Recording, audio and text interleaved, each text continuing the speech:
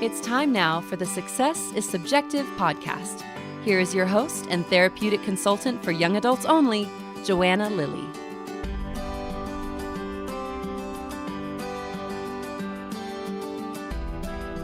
Hi, and welcome to the show. Today, my guest is Dr. Heather Tracy. Dr. Tracy is the co-founder and executive director of Costa Rica's New Summit Academy boarding school, the Bridge Young Adult Program, Pathfinder Gap Program, and the Supportive Immersion Institute. Dr. Tracy was a presidential scholar at St. Louis University, where she received an honors BA in psychology and French. She then attended Harvard Graduate School in Education to complete a master's in education with a focus on culture and human development, specifically focusing on at-risk adolescents. Heather studied abroad in France for a year in college, served 1 year in Costa Rica as a World Teach volunteer, and has been passionate about designing effective learning experiences for non-traditional learners ever since. Dr. Tracy is trilingual and has lived in Costa Rica since 2002. When not working, Heather enjoys traveling, dancing, yoga, reading nerdy books, adopting pets, and spending time with her husband and toddler. Okay, let's get to my interview now with Dr. Tracy on today's edition of Success is Subjective.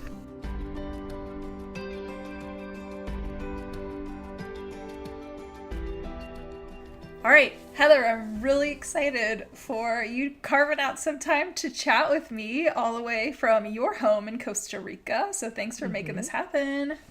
Pura vida, con mucho gusto. Happy to be here. Clearly, I'm not bilingual, but we are going to have a conversation about how you got to where you are, because I think that is what makes you just an amazing individual, like a human being, personally and professionally. So that obviously I'm already front loading a lot of what this conversation is probably going to be about. But I mean, I think I know a little bit of your backstory in terms of like where you grew up, but I don't know if everybody else knows it. So why don't you just tell us, like, where did you actually grow up? And then most importantly, kind of segue right into like, what did you do after high school? Because I don't actually know if I know that part of your story. Yeah, thanks, Joanna. Yeah, most people don't expect that I grew up on a farm. My parents were farmers. I lived the Midwestern farm girl life, and actually college wasn't necessarily even on the radar. I think in general for my generation it was, but in terms of like the pressure on me by my parents or anything like that, it wasn't necessarily the path that I was supposed to take. So I can actually credit high school teachers who really said, you need to go, you need to go study. And so in some ways, that's probably why I ended up in education in general, just because of the influence that my high school teachers had on me. Mr. Kelly and Mr. Archer in particular, who literally brought me college applications and said, you need to do this. And if you need help paying the fee, let me know. So I ended up applying to, I think, only 4 or 5 colleges, which is another huge difference from today's generation. And got into all of them and ended up choosing to go to the one that gave me a full scholarship. So I actually had no financial backing to go to college in the first place. So it was a huge blessing to be able to go for 4 years for free, and with this scholarship that afforded me, some special opportunities like studying abroad my junior year. And so I entered college actually as a pre-med biology major because I always wanted to be a doctor. I had my heart set on that since I was a little girl. But when this opportunity came to study abroad, I just thought, how do you turn that down? It's free. It's a part of this experience. How do I not go? But if I went, I had to change my major because I wasn't going to be able to complete the biology degree with all of the labs and all of that stuff in 4 years. So it was kind of a big decision, but I just said, I'll figure it out. And I went and learned French. I actually have a degree in French, which has been useless since then, but it's just a representation of the time I spent there and the language I learned, and the year rail pass that I traveled all over Europe with, backpacking and just really blowing my mind with travel, because I didn't grow up having those opportunities. So when I came back, I had just by chance taken enough psychology classes out of interest that I was like, yeah, this is going to be my other major, is psychology. So I guess the first piece of advice there for our listeners is do take classes and study what's of interest to you. You don't know if it's going to be valuable in the future or not. So if you are interested in something and it does motivate you, like go for it. So I ended up graduating college with a psychology and French degree, which is also a little challenging to just think like, oh, there's a job waiting for me right here, and not so much. I'm gonna have to keep going to school. So I applied to graduate schools and got into multiple options and chose to go to Harvard, which is the Graduate School of Education, because they had an education and psychology master's degree. And you could even self-study in adolescence. And I just always been interested in teenagers. I love the way that they think. I love that like passion and desire for autonomy and like wanting to figure things out, wanting to be an adult, but not being quite ready or not having mastered all those skills yet. So it was an age group that I thought was really interesting. And that was kind of, teenagers get a bad reputation. And I don't think we harness like all the potential that they have because they do want to figure things out. And we don't give them enough credit for that. So then I went and got my master's degree, and my parents were like, our daughter just went to Harvard. She's going to go get a job and be successful. And I was like, nope, I'm going to join a volunteer program. And I'm going to go to any Spanish-speaking country, because at that point I just wanted to learn Spanish, because I had been working in the public school system in Boston doing research, and I also got attracted to sort of the underserved populations, which happened to be a lot of immigrants. And so I could speak French. I was working with a lot of Haitian families, and I could speak Spanish, or I couldn't speak Spanish to work with some of the Latin American immigrants. So I joined World Teach, which is a volunteer program, and basically said, send me to a Spanish-speaking country, I don't care where. And they sent me to Costa Rica, where I lived in the middle of nowhere for a year with a homestay family, dirt floor and chickens running around and everything, with grandma, aunt, uncle, five siblings, 3 cousins, the whole deal. Taught English in the elementary school system for a year, hitchhiked, backpacked, learned Spanish, learned to merengue and salsa and cumbia, if you like that.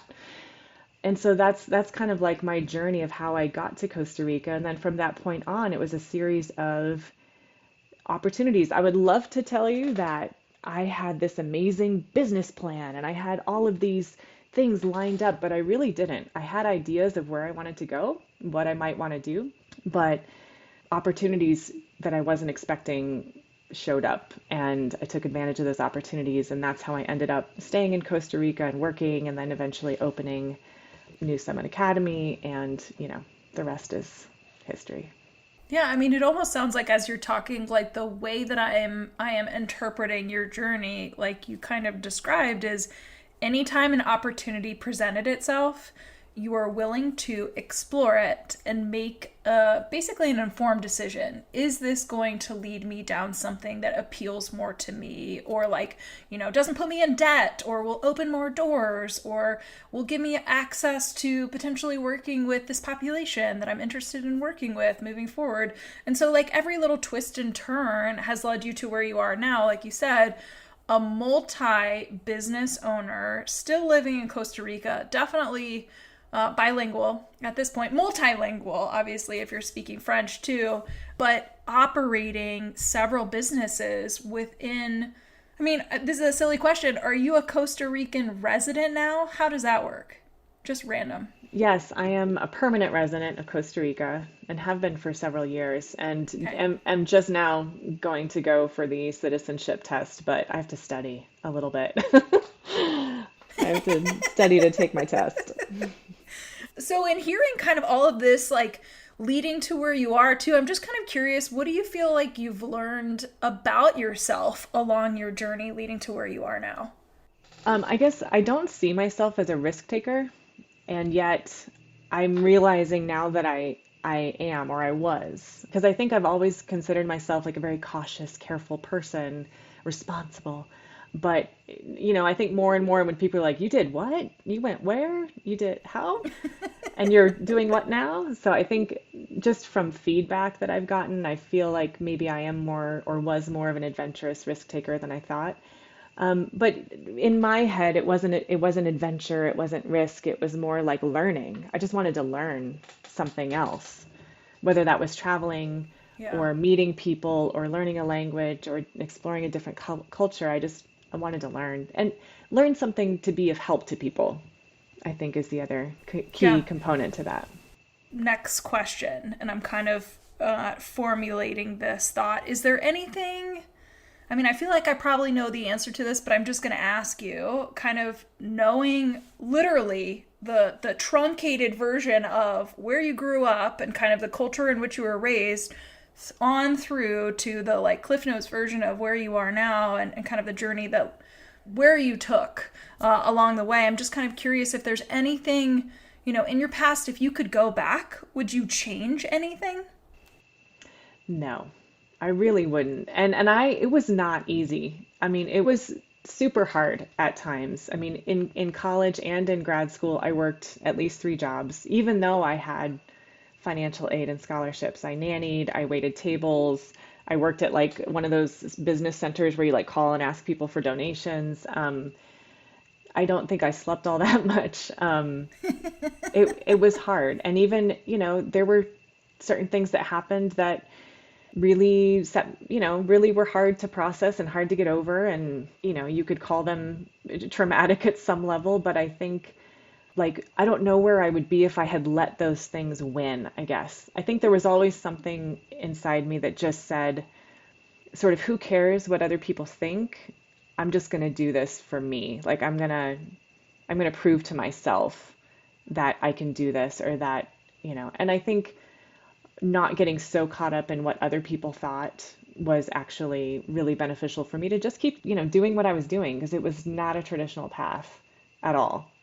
And just try. It's not a traditional path. There was no blueprint. And I guess the other thing I would say that's important is that I did have some important mentors along the way, older, more experienced people who I listened to and who I learned from. And I think being humble enough to just hear other perspectives, get advice from people, it not only, I didn't have to do what they said, but it helped me process, what am I doing? What do I want to do next? What do I need to think about if I'm going to do this? So I think that was also an important part of not giving up, of having the courage to try something new or to try something that I was passionate about but maybe wasn't prepared to do. I was just going to segue into the question kind of as you were talking about your experiences. Knowing your educational history and your employment experience, and again, leading to where you are now, I always ask the loaded question, do you see yourself as successful? I don't think it matters, really. I mean, I think, do I see myself as fulfilled? Do I have a reason to get up in the morning? Yes. Am I bored at my job? No. There's always something interesting to figure out. There's always someone to support. There's always people to support me. If you look at the superficial definition of success, I don't know. I don't look at that. I never have trouble getting up in the morning. Yes, there are moments when I get stressed out, and there are days when I'm like, oh, when's retirement? How many more years? But that's life. I think and I think to expect every day to just be full of joy and happiness and peace is like not realistic and not interesting, honestly. So I think I could just end this podcast right here with Heather's definition or answer to that question. Like that was the best mic drop moment ever. Like who cares? Who cares? Truly. I love that. Well, that just totally fired me up. And I will say, when you started this podcast years ago and you named it Success is Subjective, I just giggled because back when I was young and thought I could write a book or something of value to the world, I actually started this little outline and the title was Success is Subjective. I don't know if I ever told you that, but I think that's one of the most... No, I didn't, but we could co-write it now. But I think it's just something I kept saying, like to the parents of the kids I was working with, I just want them to be successful. I just want them to be happy. And I'm like, you have to get those words out of your vocabulary or define them so well that your kid knows what you're talking about, because otherwise he's going to interpret success and happiness as something that you may not mean. but that is what we're sort of like flooded with culturally. That is probably one of the main reasons we're not successful and not happy because it's so unrealistic. And Truly. so, yeah. I'm gonna ask one more question. So if you could give, I think I like the idea of giving advice, and there's been actually, I feel like, little nuggets that have been dropped in the messaging that you've shared, right? Like, hey, this is for parents. Like, define what it is that you mean, communicate effectively. Oh, hey, mentors, pay attention to those folks because they matter in your life. So you've actually kind of infused some really valuable recommendations and advice during this brief interview. But I'm just curious if you could give any advice. I think that this is really specific and unique, and this is why I adore you personally and professionally, and so obviously I'm a little bit biased, but I think for those who don't know you and don't know your story, hearing from somebody who could give advice of like, what do you need to know if you're living abroad and trying to create something, right? To make a life, to make a business, to like just get settled. Like, what advice would you give to somebody who is in that process or considering that? Two words come to mind. One is humility, like be humble, don't judge. Like, just if you're going to be abroad or if you're going to be in a different culture, go respectfully, go humbly to learn from people. Don't go in there with your own perspective of my way is right and or the American way or whatever it is that sometimes we do when we're traveling or when we're immersing culturally. So be humble, just be curious and see what you can learn. Number one. And number two is be open. But I think openness, whether you're abroad or at home, and humility, actually, both of them.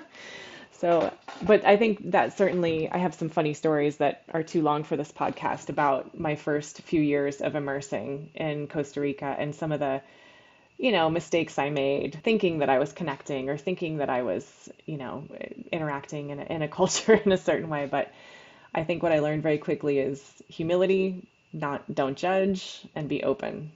If somebody says, hey, do you want to go check out this swimming hole and waterfall? Say yes, just go. Just go. What have you got to lose? So true. Okay, well, I feel like that could be potentially a call to action for somebody to, like, if they are curious, right? I know you said, hey, I could definitely fill more time talking about some of the lessons learned, potentially the hard way, during the first years of you living abroad.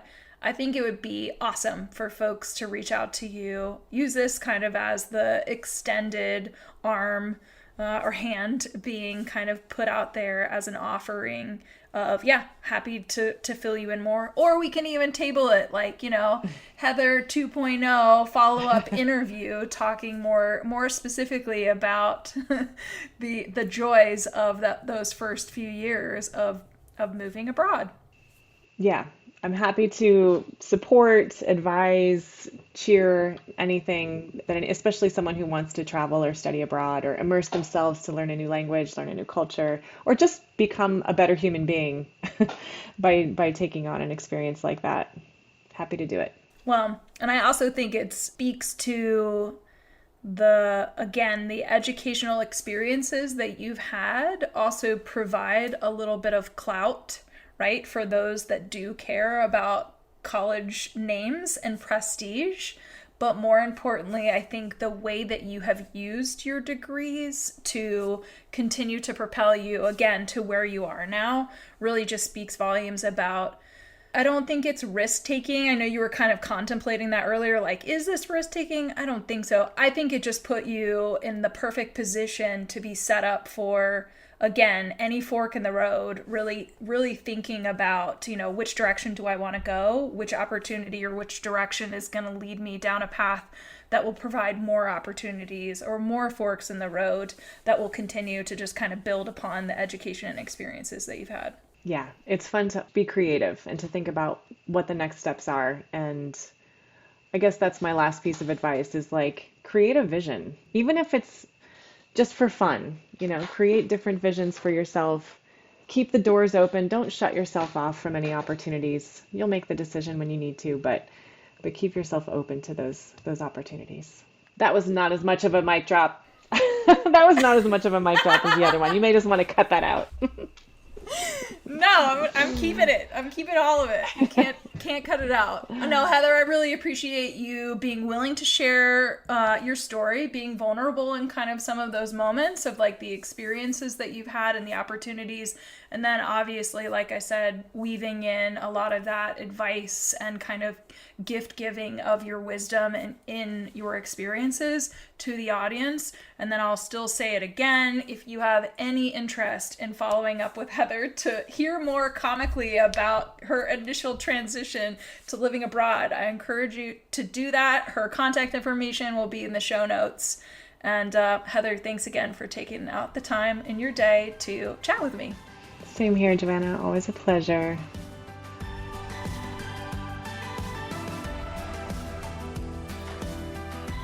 That's it for this week's Success is Subjective episode.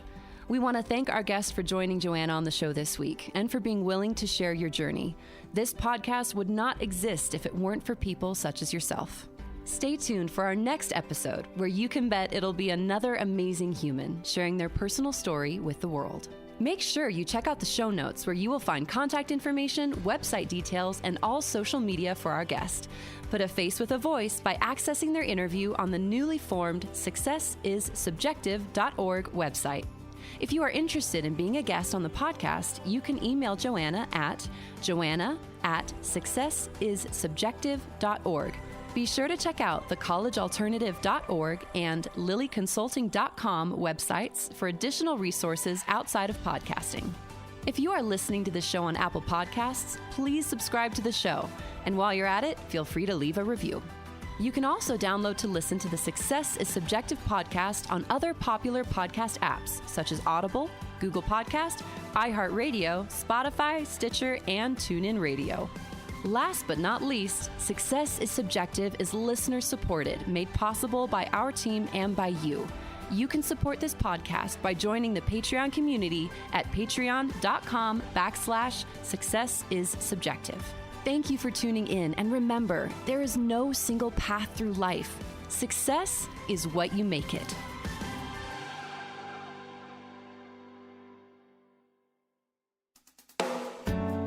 Do you have a teenager or young adult who seems to have lost their way?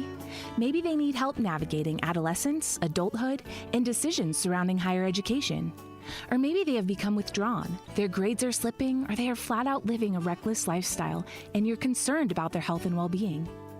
If this describes what your teen or young adult is facing, a therapeutic consultant may be able to help. Mental health, addiction recovery, and higher education can all be equally expensive. Well, information is everywhere. How do you know what option is the best one for your family? Some parents have the time to research and navigate this on their own. Some don't. If the latter applies to you, enter therapeutic consultants. Therapeutic consultants, like Joanna, listen to your family's specific needs and advocate on behalf of your loved one. TCs will research therapeutic resources, recommend treatment programs, and assist during adulthood transitions. Not being affiliated with any program, their support is completely objective and catered toward the best interest of each unique family. To find a qualified therapeutic consultant to work with, check out TCA, also known as the Therapeutic Consulting Association. Their website is therapeuticconsulting.org, all one word. Again, that's therapeuticconsulting.org. Then click the Find a Pro tab up at the top.